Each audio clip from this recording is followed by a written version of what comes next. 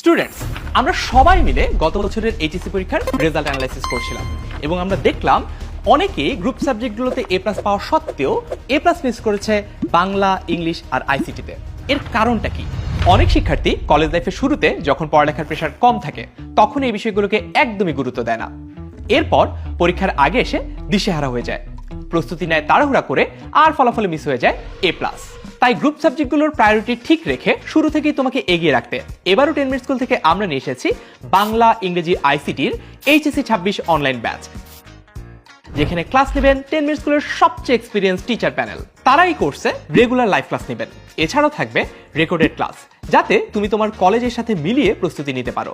প্রতিটা ক্লাসের পাশাপাশি থাকছে ডিটেইলড লেকচার শিট। আমাদের বানানো এই ডিটেইলড প্রিন্টেড লেকচার শিটগুলো পৌঁছে যাবে তোমার বাসায়।